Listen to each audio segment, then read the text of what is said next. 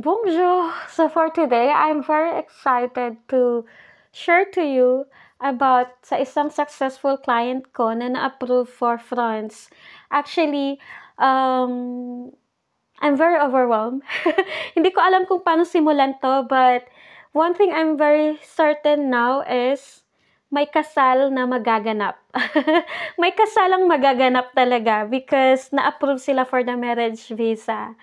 And one thing that makes it more special is same-sex marriage po sila. So, they are the same girls. And itong client ko, she's a Filipina and yung partner niya is French. So, we applied for marriage visa to France. So, ayun, na-approve sila.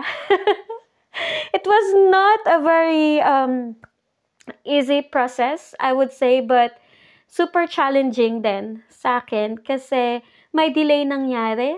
But what we just really make sure is guaranteed makukuha nila yung visa nila. Yung background ng Filipina applicant ko, she's unemployed na kasi nag-resign siya sa job niya. Kasi we will not be able to make it kapag employed siya with her situation. And since we're applying for a marriage visa to France, I think that yung embassy, hindi nila ibibase lang kung ano yung proof of ties na maipapakita ng applicant. But it is the reality or the genuine relationship na meron sila sa isa't isa. So, that's what we worked hard kahit pa it took us like 4 months. If I remember correctly, we did follow the process. We started to collect the documents in May. Tapos, yung appointment was in July. Kasi August first week, aalis na sana siya. But then, the embassy, the French embassy, hold the visa application kasi ang gusto nilang mangyari is to have a interview muna sa Filipina applicant. Kasi gusto nilang i-check yung kredibilidad ng relasyon na meron sila. So, we waited another month. Kasi,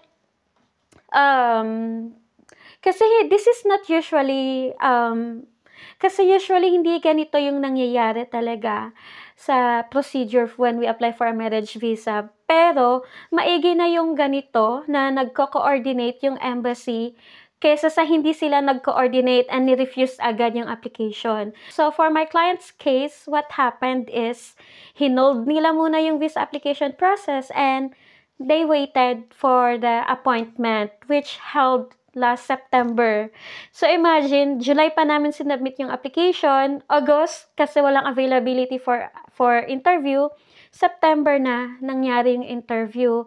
And kahit may delays na nangyari, successful pa rin naman kasi at least na-check ng embassy yung kredibilidad ng relationship na meron sila. Okay, when we talk about same-sex marriage, it is not really allowed in the Philippines. Pero dito sa France, allowed siya, and for other countries din here in Europe.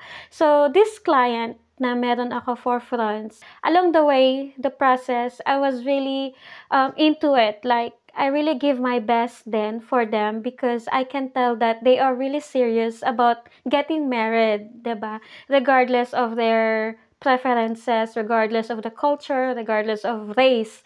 They just really want to get married because they love each other. So, doon po ako na you can say that it is very emotional or very melodramatic, but 'di ba, sinong hindi susuporta kung alam nyo that they are really genuinely loved each other. So actually, yung Filipina client ko is nandito na sa France and ikakasal sila in just few days. They are getting married October 8. So, ang saya, like, I mean, I've been doing this visa consultancy since 2022 and isa na to sa pinaka-biggest project na nagawa ko.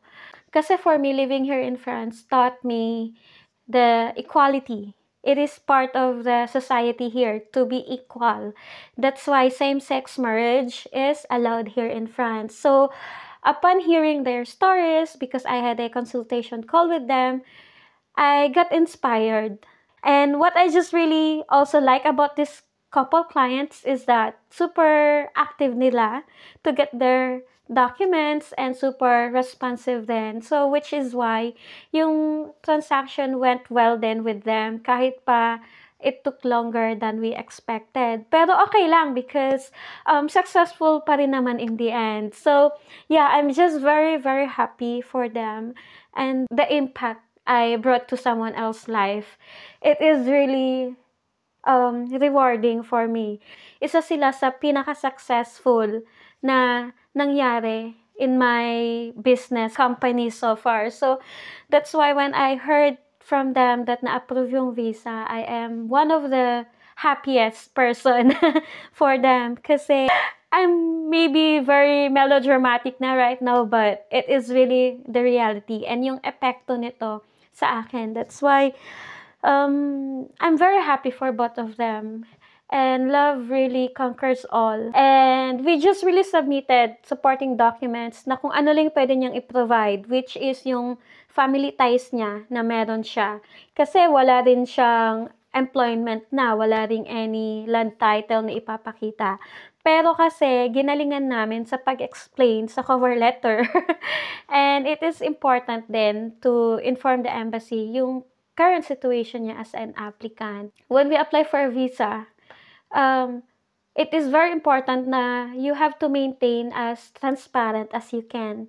Wag naman na sobrang talambuhay mo yung isasabi mo sa embassy, but just make sure to be transparent as much as you can. Kasi every detail na ilalahad natin or every informations or every document na ilalahad natin sa application natin, lahat yan masisilipan ng embassy. Lahat yan ng mga information malalaman nila kung may katotohanan or hindi. So, I think what made our application successful is how transparent we maintain the application as much as we can.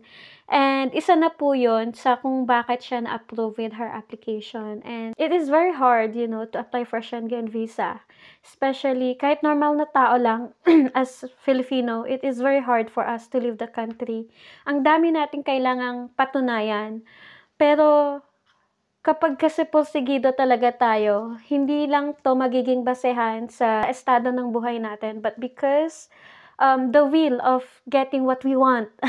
And this really inspires me to do better and to help more other people or to help other couples again with the same situation, that it is really possible pala talaga to want something as long as porsigido ka.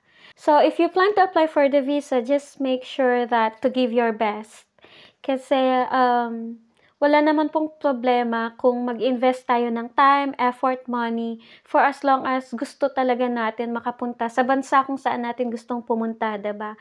So, dapat maging aware din po kayo that it is already given na mag-invest kayo ng time, ng effort, ng money, and that this application takes process. Hindi po to po pwedeng isang pitik lang may visa na. No, everything takes process. So, you just really have to be patient and also maging porsigido kayo. Because if you really want it, you can have it naman. So, just like what happened to my successful client.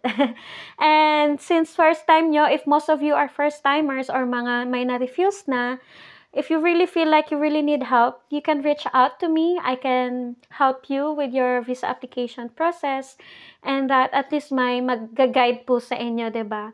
Hiring visa consultant is not compulsory, but I know that for most people, they really need it, especially for first-timers. So, wag po kayong magdalawang isip to ask help. For as long as, of course, ask help to someone that you know that will really help you. That's someone that may pake talaga sa application nyo, diba? So, you just really have to do that. And everything will go smoothly naman, and everything will go according to plan. So, that's all for today. I hope that this successful story of my clients will inspire you as well, as much as it inspires me.